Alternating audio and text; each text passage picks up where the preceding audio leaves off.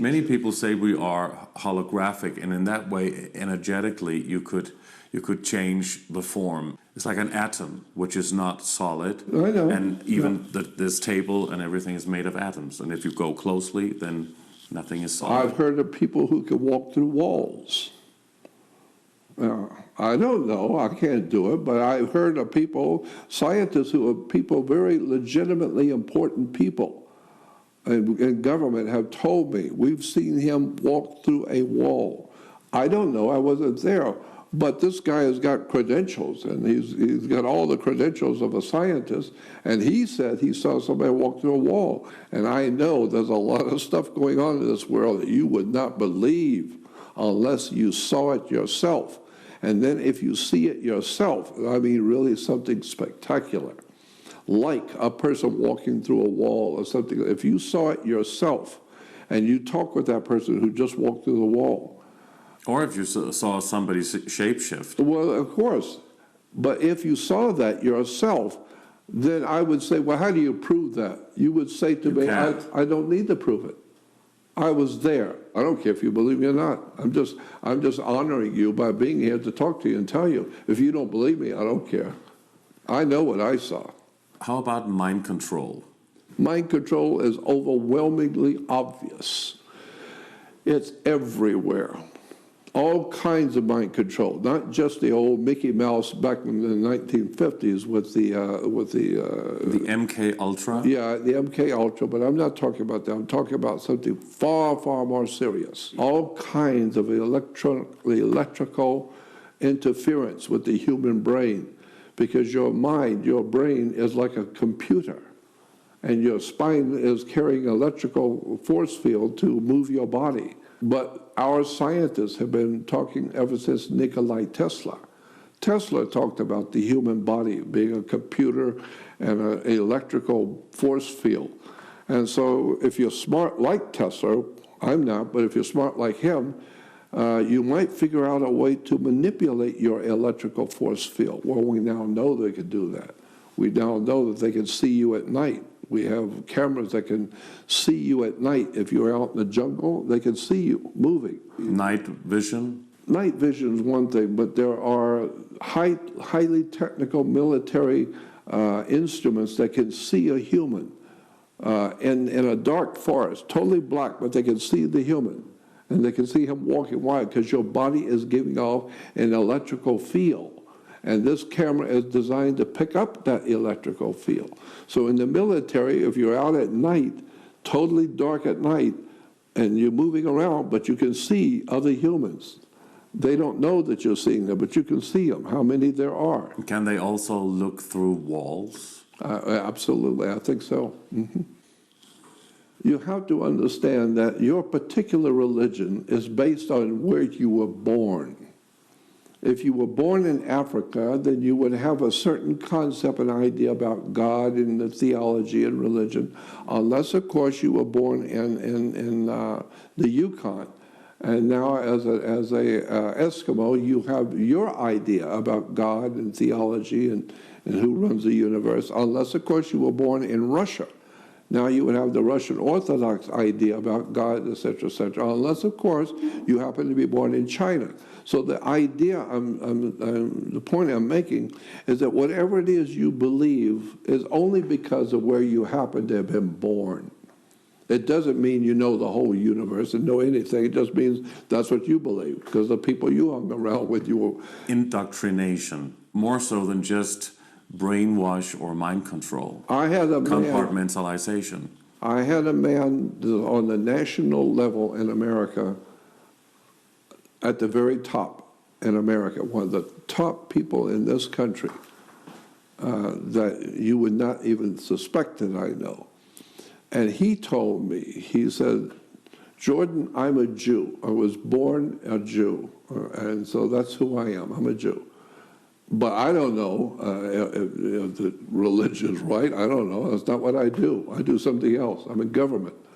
But I was born a Jew. And so I have a feeling, an affection for God as a Jew. But that doesn't mean I know anything. I'm not sure of anything. I'm sure when I go and do my job in government, I'm sure I know what I'm doing. But when we talk about theology and religion, he said to me, I would much prefer listening to you, because that's obviously what you've been, and you're evolving in your life, all your life is theology and religion. Mm-hmm. So I would much rather listen to you. And I said, well, thank you. And I said, but I know a lot about government and the laws of government. But if we're going to talk about government and a leader circle, I'd rather you do the talking, not me, because that's your field. And theology, religion is my field, and I respect your field. So he said to me, well, good, now we got a good relationship. You stay out of my business, I'll stay out of your business. He said, but if I want to know something about God, I would call you and talk with you. If you need to know something about government, call me, I'll know. And did he know something about mind control? Oh, yeah.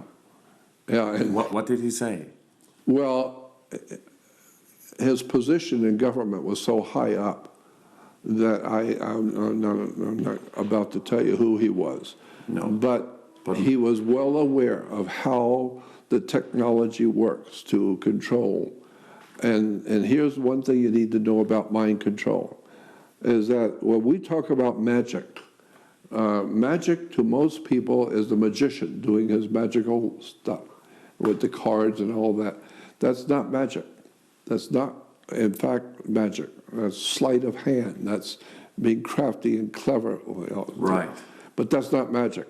Magic as a real thing is very, very powerful, otherworldly demonism, devil worship kind of thing. Satanism. Yeah. The occult. Yeah, the occult. It's dealing with powers from the universe that you don't have, but you make a deal with them, and they will do for you what you need done, and then you do for them what they need done. Is that what some people refer to as the archons? Yeah, and a lot of motion picture and entertainment people will tell you they made a deal with the devil. And lots and lots and lots of important people have said that publicly. We made a deal with the devil. Because they took part in satanic rituals. Yes, taking part. I could tell you things which are going on in Hollywood right now, but let me tell you something. Understand this.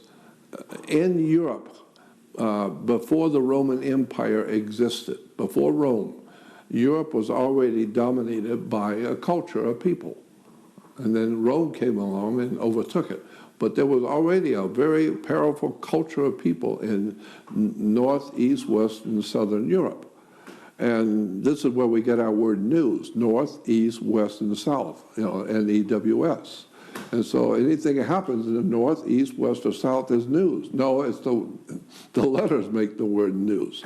But there was already a highly developed culture of people living in Europe, and they were called Druids. And today, there's still a very powerful culture in Europe and America. America's almost pure Druid. Today, America is a Druid country. Well, so is Europe. Europe is very Druidic. And the ancient symbols and words and terms, etc., that they use in Europe, they don't realize those are Druid words and terms. Well, one of the most important symbols that the ancient Druids in Europe used, and the Druids were always the lawyers, the doctors, the priests, anything that was important to be, it was a Druid. Druids were very powerful and very intelligent people. But the most important symbol that the Druids had for their magical, to show that they were magical priests, was a magic wand, like Merlin the magician from England. Merlin the magician with a magic wand. Orchestra leaders and conductors around the world use a magic wand. So you play to their music, not yours. I'll tell you when to do this and when to do that.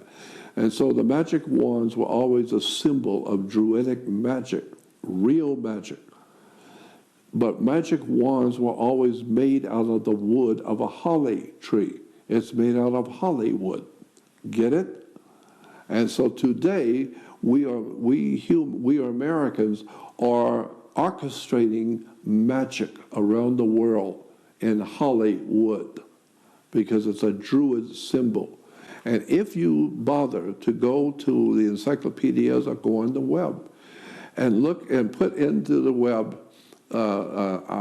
pictures, just images, not the regular web, but just on images, and type in Jesus with magic wand, you will see all over Europe and around the world the Old Testament and New Testament people, the 12 apostles, Jesus, Abraham, all the names in the Bible are all doing their miracles with a magic wand.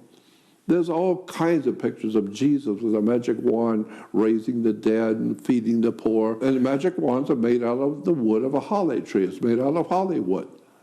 And so what I'm saying to you is that Hollywood is a very legitimately de jure and real magical system.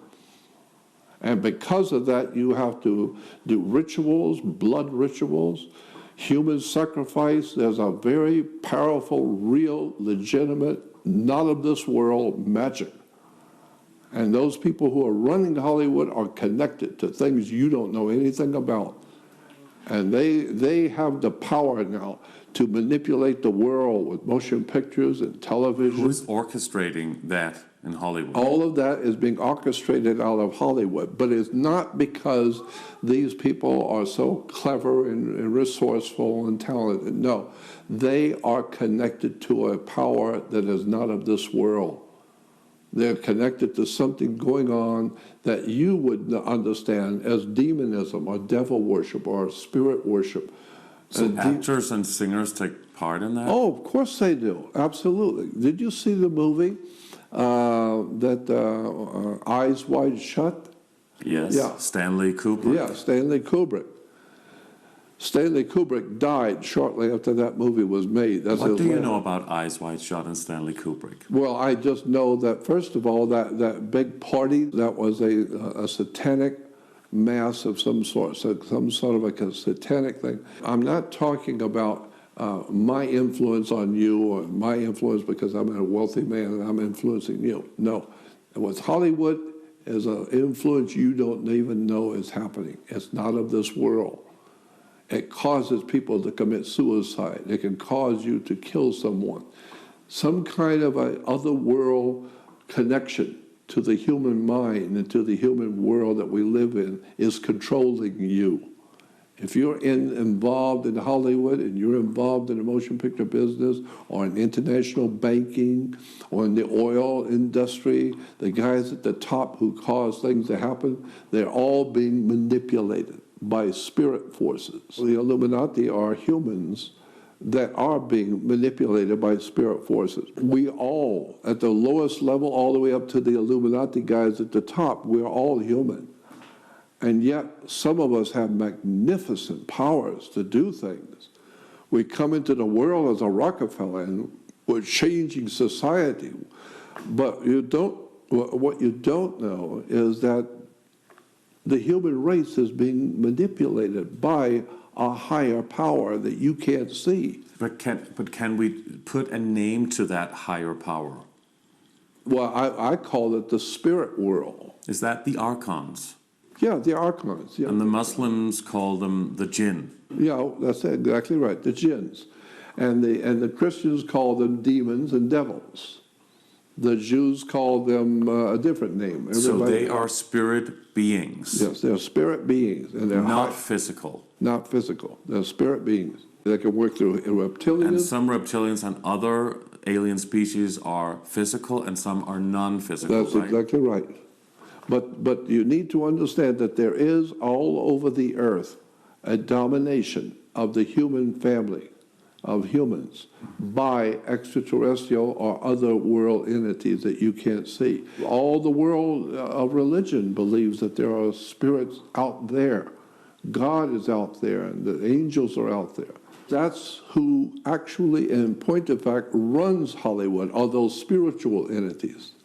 They are using Hollywood to manipulate us, to manipulate the human race. We put out movies that cause the riots. We put out movies that promote the one group against the other group. That is the mind control. The collective mind control. Yeah, exactly. But it's very, very real. very, very powerful and really scary. Because if you hear that they're sacrificing a child tonight, and you know there's human sacrifice in California, in Los Angeles. There's human sacrifice. Have you heard that that is actually real? Oh, God, yeah, of course. There's human sacrifice goes on continually in Hollywood. It's human sacrifice. Children are being sacrificed.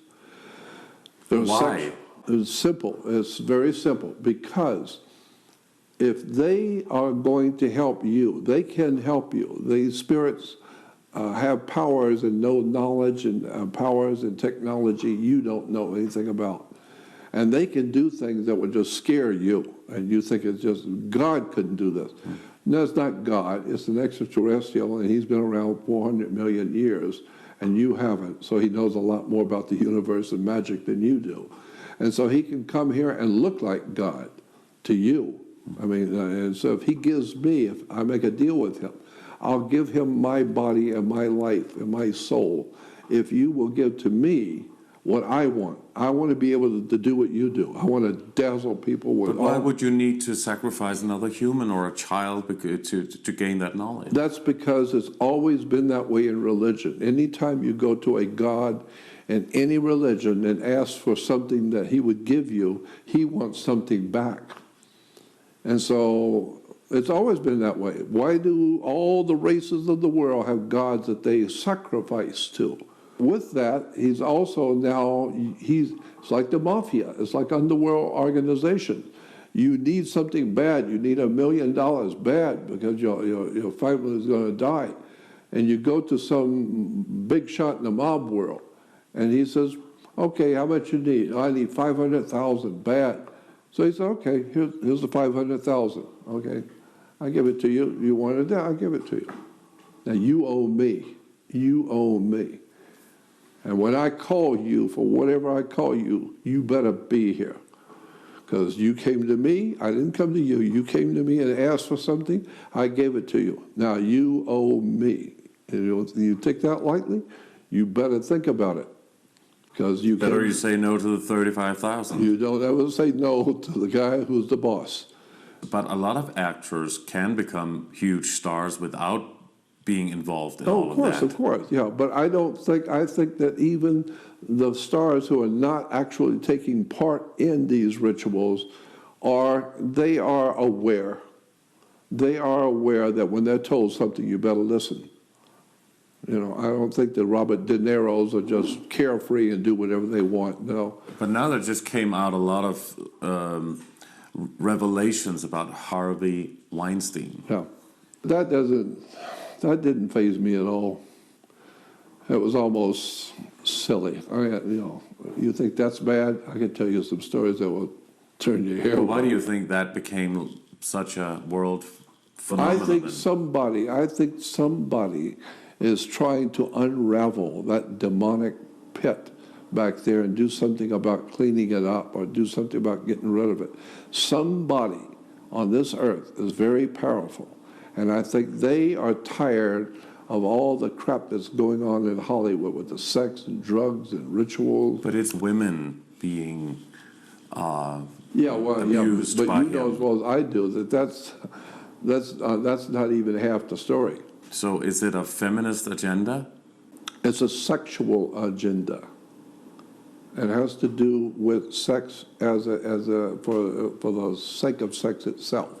What sex actually is. And so when you understand sex, what it actually is there's a magical, electrical and magical connection to sex. Yeah, and so that's what the ejaculation of the man feels, is this overwhelming sense of spirituality. Well, that's what we're talking about, this overwhelming presence of spirituality within the human mind and the human body, the male energy, because it's impregnating the female. And so therefore in any marriage or any sexual act, it's the man, and so the male is manufacturing. Mm-hmm. And the woman is receiving from the man what he's manufacturing, mm-hmm. and she is in labor, producing the product. So are she's they in trying labor. to separate the sexes in a mind control kind of way? Yeah, yeah. Why?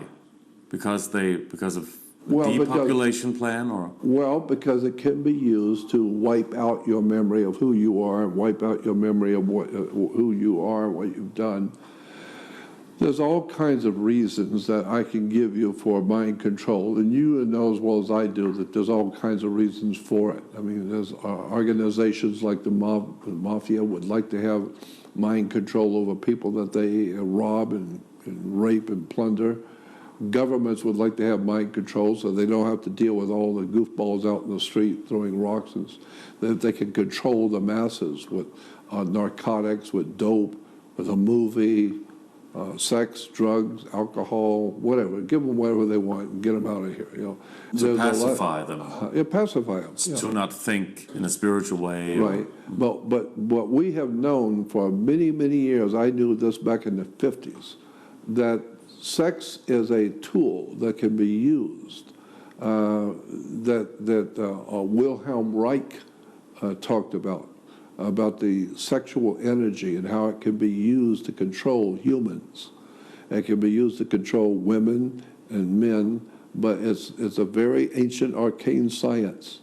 But if you understand what sex is, it can be used in motion pictures, in music, in colors, and sound, and to control people's thinking. So I'm just saying, I'm not an expert on this subject, but I know enough about it to know. That's why the porn industry is so successful. That's exactly right. Because the guys that run this planet know that sex is a seller. You know, that's why everything you buy in America has got sex connected to it. Yeah. What happens to us when we die? Yeah, that's a good question. No doubt about it. And I have to honestly say that I don't know.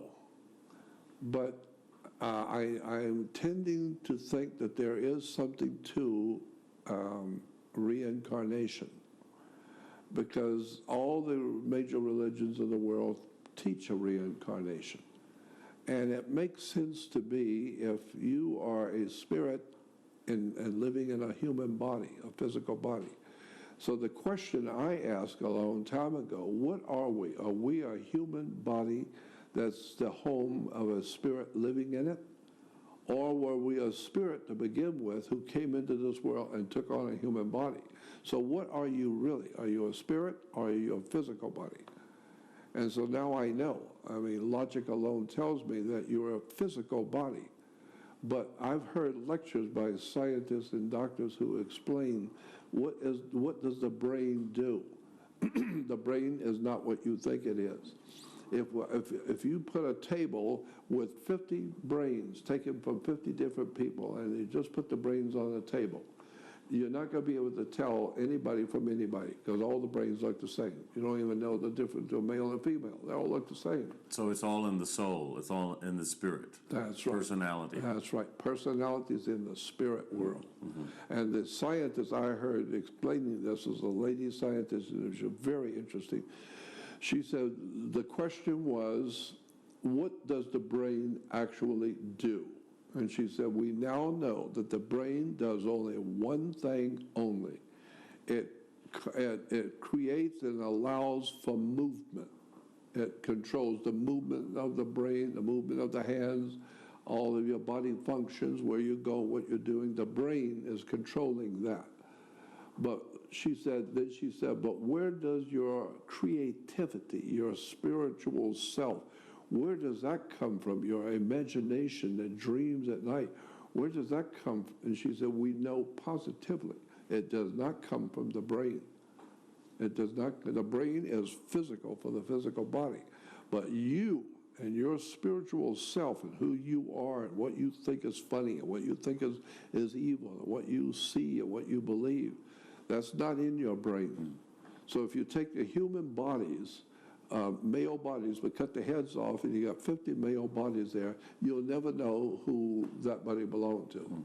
And if you take those 50 heads and take the brain out, you'll never know who those brains belong to. But they all had different personalities. Of course, but they all had different personalities. Why? Because they don't have nothing to do with the body or the brain. They had a personality, which is the word person. And therefore your persona, and when you came into your body, when you were born, you have a persona, and therefore we call it a person. And so you are who you are, but we don't know where you get your ideas. So let's, of course, assume that we have a soul. I totally believe that, yes. Yes. So people who've had near-death experiences and who's had out-of-body experiences and even through... I've had them. Yeah. Right, and even who's been in deep meditation and other things. Yeah, but especially people who've been dead. They've been through this tunnel of light with colors. They went to this white light dimension, which a lot of religions refer to as heaven. Yep. They saw people that had gone before them, family members, and they saw a Jesus figure if they were Christian, or Muhammad, or whatever is the faith that they believe in. They see something called the life review.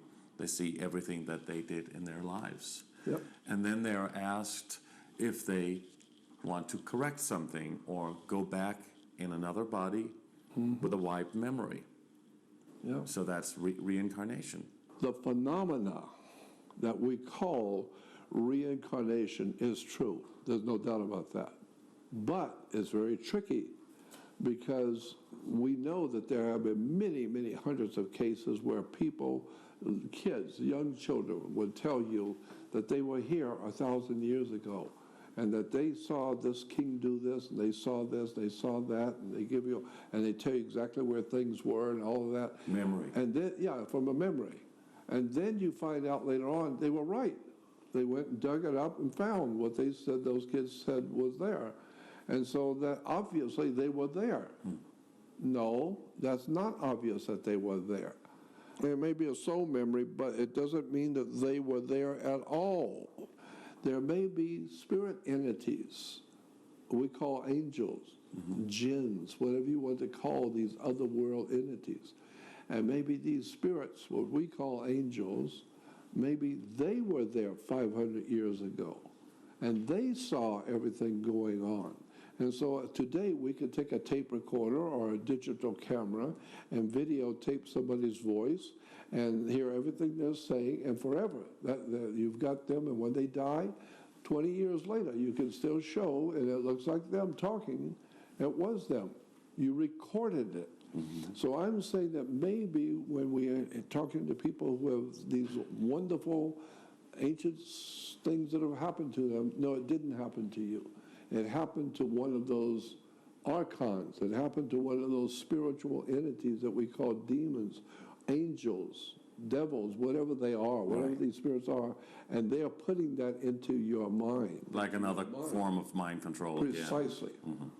And so here you can sit here and talk about all these wonderful experiences you had in Egypt. You were never in Egypt. They were. So people who've had near-death experiences, atheists, people who do not believe in any kind of religion or anything, and they don't know each other, a lot of them, most of the accounts, they say the same thing. With the tunnel and the white light frequency, is that a real dimension, or is it an illusionary dimension? Some people are beginning to suggest that that dimension has been created in a holographic way, the same as maybe we are in a sophisticated way here on Earth. A very, very powerful man that I knew, who was a dear friend of mine, okay? And I'm talking about top of the line in this country. Right. Very powerful man. He told me that he had died. He said, I'll tell you, Jordan, experience I had about 5 years ago. This was back in the 90s. He said, I died. I was on the operating table, and I died. And he said, and when I died, I felt myself come out of my body. And I felt just fine. And I could hear everybody. I could see what they're doing. I'm watching everything, and everybody's running around like a chicken with their head cut off because my flat line, and everybody's trying to save me. I don't need to be saved. I feel fine. I'm just watching all you people running around. And he said, all of a sudden, he told me, all of a sudden, I felt myself going backwards into a vortex. And I had no control over it. It was sucking me into a vortex. And he said, I went down a long tube, and I could see a light, and as I was going, there was all kinds of colors as I was spinning around in this tube. This is what this old man told me. And he said that when I came out, there was an angel that met me. When I came out of the tube, an angel met me and said, turn around, you go back. You're not supposed to be here. Turn around and go back. And he said, why? And he said, because one of ours is down there, and you have to go help him. So turn around, you got a job to do. And he said, I felt without any, I didn't do it. It was automatic. I just got sucked back into the vortex, and I went back down through until I came back into the operating room. And he says, I came back as I started going to my body, consciously. I came back and I was looking around, and I saw everybody running around. And then when I felt myself go back into my body, everybody started running around because now my vital signs are coming back. I'm coming back into my body. That's very similar to what a lot of people have said that they experienced. And so he said, so I'm telling you, I did that. And that I went through the tunnel and saw the angel, and he told me to come back. So he believes in that is the end goal, to go to the white light, because he saw the angel. Well, but is it to be in that karma wheel all the time? We won't get out of the matrix. Yeah, I understand. If we can consciously go back again to the body, or we can consciously go to somewhere else, can we choose not to go into that if it is a constructed deception? But you see, I'm not in a position to answer that because I don't know. I have gone out of my body, and I have way too many friends around the world that have told me about their experience of going out of their body and going through tubes and seeing the light. Very similarly. And I've also talked to people who say, don't go to the light because they're just going to package you, and you go back into the system again. And so and so I asked them, well, if I don't go into the light, where would I go? Because if these spirits that you talk about, if they can deceive us here, why wouldn't they be able to do that just in a dimension just a little bit above that? Obviously, of course. What we have to really find out is where to go consciously when we leave the body. Wherever it is you go, you need to keep in mind that whoever is in charge of you going anywhere, they're in charge, not you. But do you think that our consciousness can be controlled? But if you were a spirit in a physical body, and that another spirit world was contacting you and telling you to go out and do these things, it's not contacting your physical body, it's contacting your spirit. And your spirit is now being talked to by a higher spirit. Well, when you die and your spirit leaves your body, so it's no big deal. They talk to your spirit all the time. Unless you're becoming conscious about it now. Yes, but what is happening? Yeah. So what do you think, finally here, to wrap up, what do you think is the most important thing for people to do when they hear all of these things? Some people may hear them for the first time. Yeah. And all of the stuff that you're talking about and that we discussed today. I mean, there should be some hope there. There should be something positive to come out of all of this. What is your message to people? What do you think people should do? First of all, your mind is like a parachute. Your mind is like a parachute. It don't work if it's not open. First. Second of all, I have people who tell me, well, there's a light at the end of the tunnel. And I say, yes, it's a train coming. Well, so don't tell me, oh, everything's going to be just fine. No, it's not going to be just fine. The whole world, as one astronomer said, the universe is not stranger than you imagine. It's stranger than you can imagine. There are things going on out there you have no idea in the world what's going on.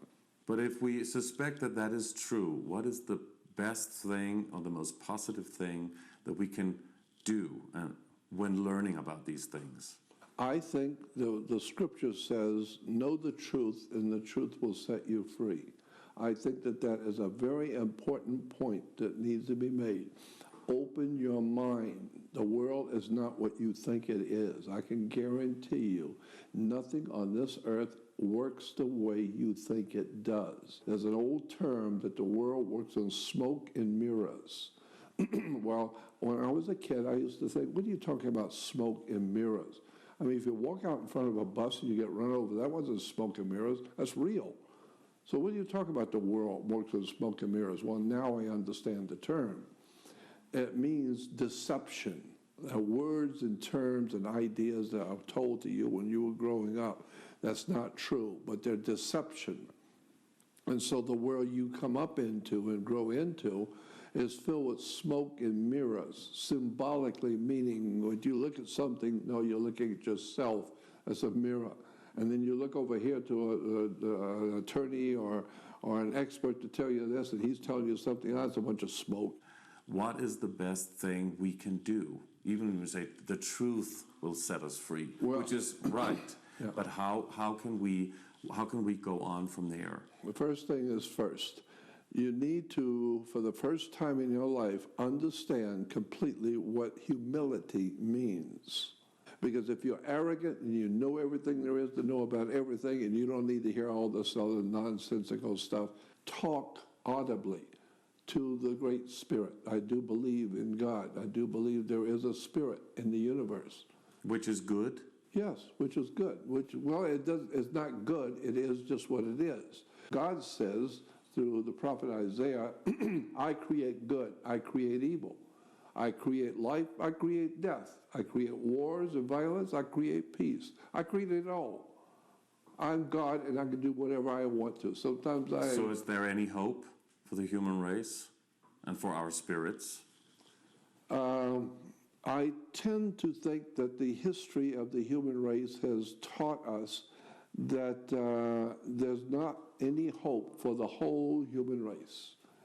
But for those who want more, more will be added. Those who want to know will begin to learn things they're supposed to know. Certain people will learn what they want to know. It will be given to them. As I have what is called faith.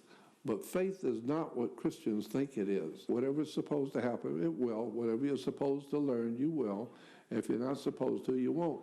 So I'm just saying that the world is far, far different than what you think it is. And not like that astronomer said, the universe is not only stranger than you imagine, it's stranger than you can imagine.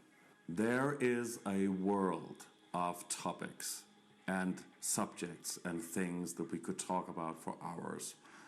There are so many things. It's so complicated. It's very complex. It's very fascinating. It's wild, shocking, and everything. Yeah. For now, unfortunately, we do not have more time. But I want to thank you very much, Jordan Maxwell, for doing this interview with Age of Truth Well, I TV. was honored that you would think enough of me to ask me to do it. And I thank you. I thank you. Thank you very much. Pleasure.